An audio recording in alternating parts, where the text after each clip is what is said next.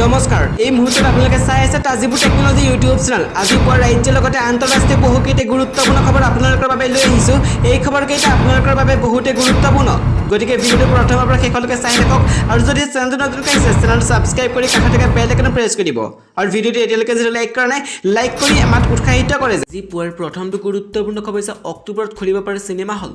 কি ক'লে স্বাস্থ্যমন্ত্ৰী কেশৱ মহন্তই স্বাস্থ্যমন্ত্ৰী কেশৱ মহন্তই চিনেমা হল খোলা সন্দৰ্ভত গুৰুত্বপূৰ্ণ মন্তব্য কৰে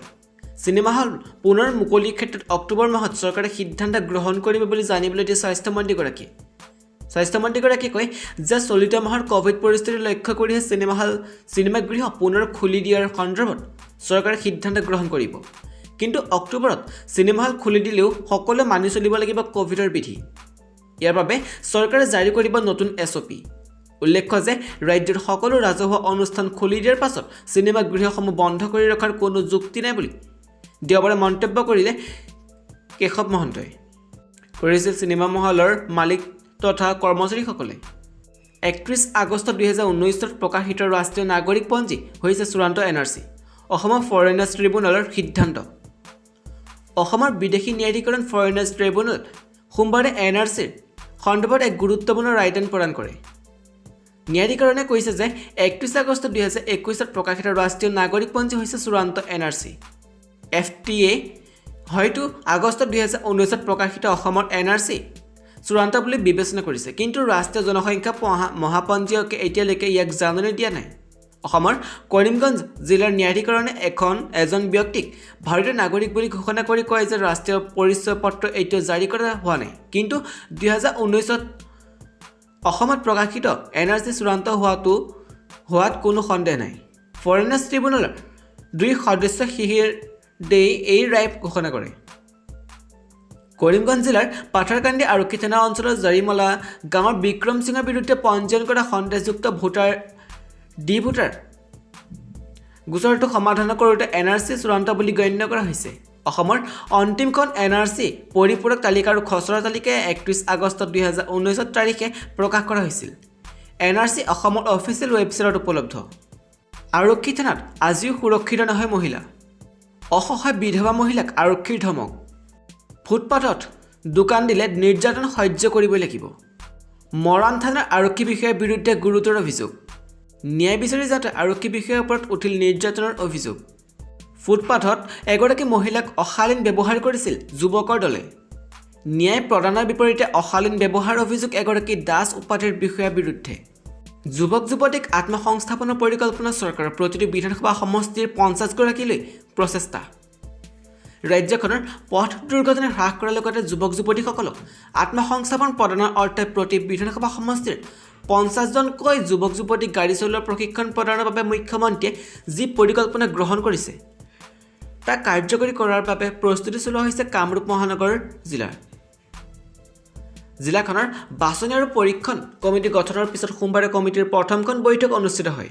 কমিটিৰ অধ্যক্ষ তথা জিলা উপায়ুক্ত বিশ্বজিৎ পেগুৰ পৌৰোহিত্যত উপায়ুক্তৰ কাৰ্যালয় সভাকক্ষত অভিভাৱক মন্ত্ৰীৰ প্ৰতিনিধি তথা প্ৰাক্তন মেয়ৰ মৃগেন সৰণী অতিৰিক্ত উপায়ুক্ত বিপুল কুমাৰ দাস সহকাৰী আৰক্ষী আয়ুক্ত বিচিত্ৰ বুঢ়াগোহাঁই আদি উপস্থিত থকা এই সভাত যুৱক যুৱতীক গাড়ী চলোৱাৰ প্ৰশিক্ষণ প্ৰদান কাৰ্যসূচীৰ বিষয়ে বিশদভাৱে আলোচনা কৰা হয় সভাত জিলা পৰিবহণ বিষয়াৰ পঞ্জীয়ন আৰু অনুজ্ঞাপত্ৰ গৌতম দাসে আঁচনিখনৰ বিষয়ে ব্যাখ্যা কৰি কয় যে আত্মসংস্থাপনৰ উপৰি এই আঁচনিৰ জৰিয়তে প্ৰতিজন যুৱক যুৱতীকে তাত্ত্বিক আৰু ব্যৱহাৰিক জ্ঞান প্ৰদানেৰে সুদক্ষ কৰি গঢ়ি তোলা হ'ব আৰু ইয়াৰ উপৰি অসমৰ পৰ্যটন ক্ষেত্ৰখনৰো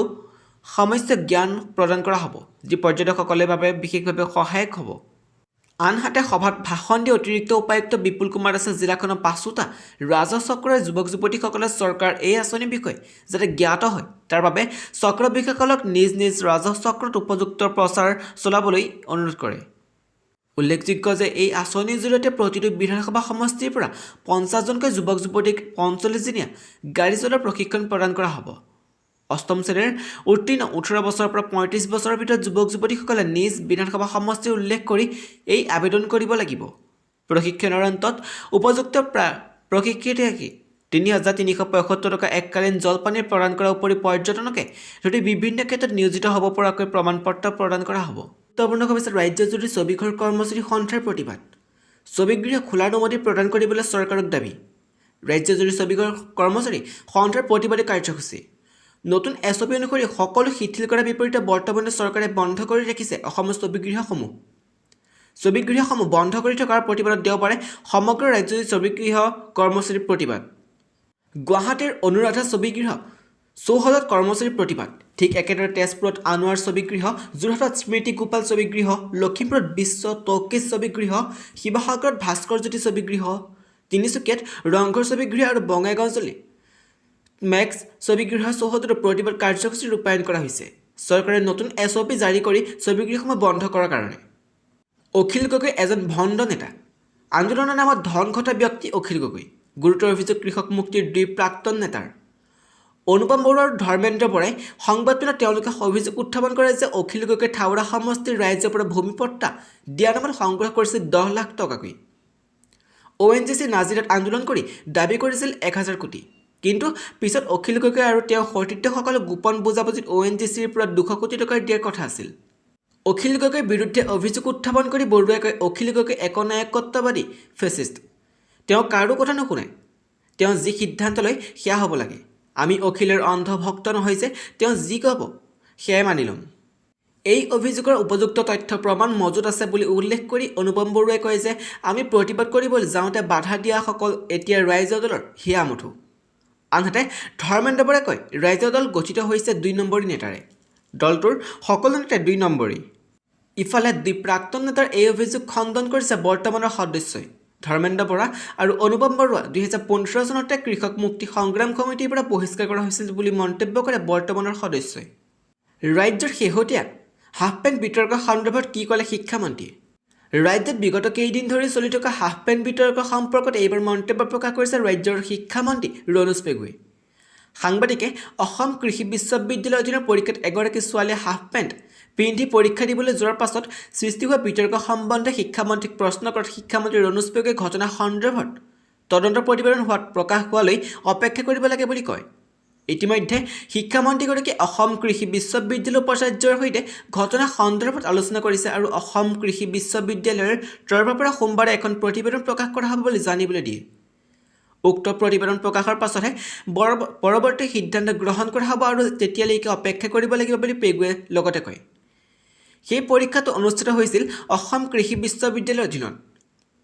বিশ্ববিদ্যালয়ৰ উপাচাৰ্যৰ সৈতে মই কথা পাতিছোঁ আৰু তেওঁ সোমবাৰে ঘটনা সন্দৰ্ভত এখন প্ৰতিবেদন দিব বুলি জনাইছে তেতিয়ালৈকে আমি অপেক্ষা কৰিম শিক্ষামন্ত্ৰী ৰণোজ পেগুৱে এইদৰে কয় উপনিৰ্বাচন কংগ্ৰেছে আহ্বান কৰিলে প্ৰাৰ্থিত্ব প্ৰয়াসীৰ পৰা আবেদন পত্ৰ বিধানসভা উপনিৰ্বাচনৰ প্ৰাৰ্থিত্ব প্ৰয়াসীৰ পৰা আবেদন পত্ৰ আহ্বান কৰিছে অসম প্ৰদেশ কংগ্ৰেছৰ APCCয়ে 27 ছেপ্টেম্বৰৰ ভিতৰত আবেদন কৰিবলগীয়া প্ৰাৰ্থিত্ব প্ৰয়াসীসকলে 6টা সমষ্টি ক্ৰমে মাজুলী থাওৰা মৰিয়নি তামুলপুৰ গোসাইগাঁও আৰু ভৱানীপুৰত অনুষ্ঠিত হ'ব উপনিৰ্বাচন কংগ্ৰেছৰ পৰা টিকট বিচৰাসকলে আবেদন পত্ৰৰ সৈতে কোনো মাচুল জমা দিব নালাগে বুলি সদৰি কৰিছে APCCৰ সাধাৰণ সম্পাদক অপূৰ্ব কুমাৰ ভট্টাচাৰ্যই আবেদন পত্ৰ APCCৰ সভাপতি ভূপেন বৰাৰ হাতত জমা দিব লাগিব আবেদন পত্ৰৰ প্ৰতিলিপি সংশ্লিষ্ট জিলাৰ কংগ্ৰেছ কমিটিয়ে সমষ্টিটোৰ অন্তৰ্গত ব্লক কংগ্ৰেছ কমিটি APCCয়ে প্ৰতিটো সমষ্টিৰ বাবে গঠন কৰি দিয়া কমিটিৰ সভাপতিক জমা দিব লাগিব কোভিড পৰিস্থিতি উন্নত হোৱাৰ লগে লগে প্ৰত্যাহাৰ হ'ব নৈশ সান্ধ্য আইন পৰ্যায়ক্ৰমে কমাই অনা হ'ব সান্ধ্য আইনৰ সময় পূজাৰ সময়ত আৰু অধিক শিথিল কৰাৰ সম্ভাৱনা সদ্যহতে আৰু 1 ঘণ্টা সান্ধ্য আইনৰ সময় কমাই দিয়াৰ চিন্তা চৰ্চা চৰকাৰৰ কোভিড আক্ৰান্তৰ সংখ্যা 100ৰ তললৈ নামিলে স্বাভাৱিক হ'ব জীৱন যাত্ৰা দালাল বহুত আছে বিজেপিত দালাল ৰাজক লৈ সৰব কংগ্ৰেছৰ কাৰ্যকৰী সভাপতি কমলাক্ষদে পুৰুকাৰ্থে বিজেপিৰ বিৰুদ্ধে দেওবাৰে সৰবে উঠিল প্ৰদেশ কংগ্ৰেছৰ কাৰ্যকৰী সভাপতি কমলাক্ষদে পুৰুকাৰ্থে কমলাক্ষৰ দাবীত বিজেপিত বহুত দালাল আছে আৰু এজন দালালে বিজেপিত যোগদান কৰাৰ পিছত এতিয়া দালালজনক টিকটো দিব বিজেপিয়ে এতিয়া সকলো মন্ত্ৰী